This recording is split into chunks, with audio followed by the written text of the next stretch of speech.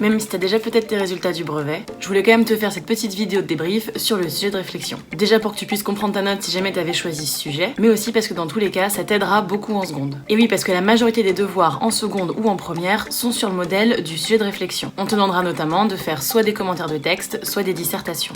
En fait, dans tous les cas, c'est la même structure que le sujet de réflexion, c'est intro, développement, conclusion. Donc plus vite tu chopes la méthode, plus rapidement tu seras à l'aise au lycée. Et si jamais t'es en seconde ou que tu vas passer en seconde, dis-moi en commentaire si tu veux que je te fasse une petite vidéo sur le commentaire ou sur la dissertation, ou les deux. Alors, le brevet. Je te rappelle le sujet. La littérature et les œuvres artistiques peuvent-elles nous aider à réfléchir sur notre propre comportement ? Et après on te demandait la structure classique, d'avoir un développement organisé et des exemples pris dans des œuvres littéraires ou artistiques. Mais là, rien de surprenant. Alors du coup, si t'as appliqué la méthode que je te conseillais dans la vidéo du conseil numéro 8, il fallait que tu identifies si la question appelait plus un plan dialectique ou un plan thématique. Ici, la façon dont la question était posée, ça appelait plus selon moi un plan dialectique, un plan oui-non. Du coup, tu pouvais faire grand 1, oui, la littérature et les œuvres artistiques peuvent nous aider à réfléchir sur notre propre comportement. Et donc là, il fallait que tu mettes les œuvres et des arguments qui pouvaient te permettre d'illustrer cette idée. Donc par exemple, tu pouvais faire un premier argument qui parlait des contes et des fables. Et là, boum, tu balançais la référence au texte de La Fontaine. Et oui, parce que je te rappelle que ce soit l'invention ou la réflexion, les sujets sont forcément en lien avec le texte qu'on t'a demandé d'étudier dans la partie 1. Donc là, tu pouvais citer cette fable-là de La Fontaine, Le Lion et le Moucheron, mais bon, tu pouvais aussi en citer d'autres. Et tu pouvais faire aussi référence à des contes que tu avais étudiés en 6ème par exemple. Dans tous les cas, tu pouvais dire qu'avec la morale explicite ou implicite qui se trouve à la fin des contes ou des fables, l'auteur transmet un enseignement qui amène les lecteurs, enfants ou adultes, à se remettre en question.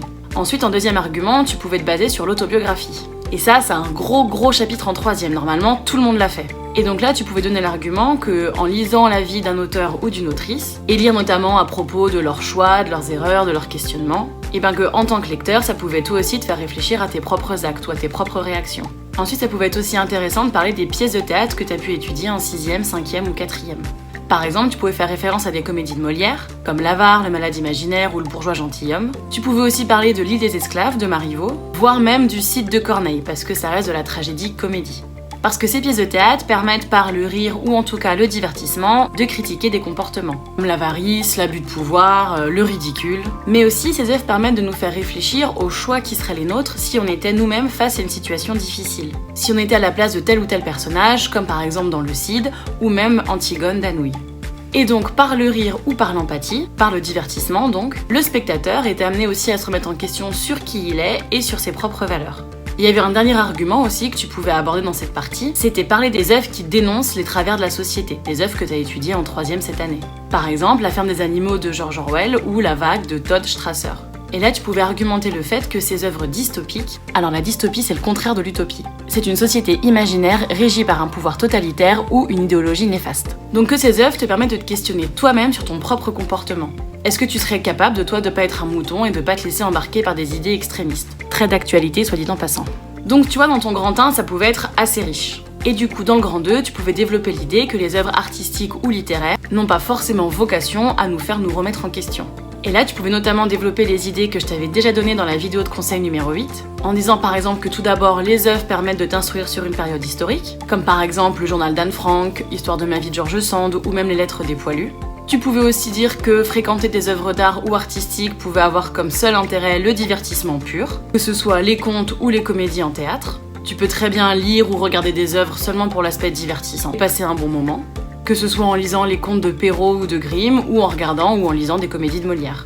Enfin, tu pouvais aussi parler du fait que la littérature ou les œuvres permettent de t'évader, que ce soit les œuvres de science-fiction ou les romans d'aventure comme Robinson Crusoe, les œuvres comme Harry Potter ou même Roméo et Juliette qui est une tragique mais très belle histoire d'amour.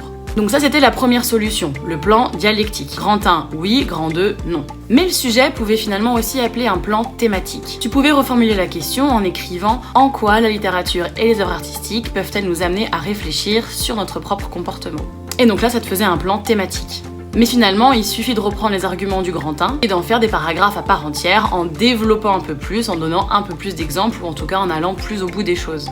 Donc ça pouvait faire par exemple, grand 1, on peut tirer un enseignement de certaines œuvres, grand 2, on peut être amené à réfléchir sur nos propres actes ou notre comportement, et grand 3, à travers les dystopies, on peut se poser la question de notre propre réaction et de nos propres choix moraux. Bon, selon moi, le développement était un peu plus complet et allait un peu plus loin si tu choisissais la première version, le plan dialectique donc. Mais ça fonctionnait tout aussi bien si tu faisais un plan thématique et que tu développais bien tes idées. Dans tous les cas, on s'attendait à ce que tu appuies vraiment sur des références littéraires ou artistiques. Tu pouvais parler de tableaux ou de films ou de séries de qualité, comme par exemple The Handmaid's Tale. Mais il fallait éviter les références un peu trop récurrentes au manga ou aux livres de développement personnel par exemple. Dis-toi bien qu'en seconde, de toute façon, on s'attendra vraiment à ce que tu fasses des références littéraires et artistiques. D'où l'intérêt de bien te faire des fiches outils. Donc si c'est pas fait, va voir ma vidéo de conseils pour l'été. Bon, en tout cas, j'espère sincèrement que le brevet s'est bien passé pour toi et que mes conseils ont pu t'aider. Puis n'hésite pas à m'indiquer en commentaire, quel que soit le niveau, s'il y a des points que tu veux que j'aborde en priorité pendant l'été ou à la rentrée.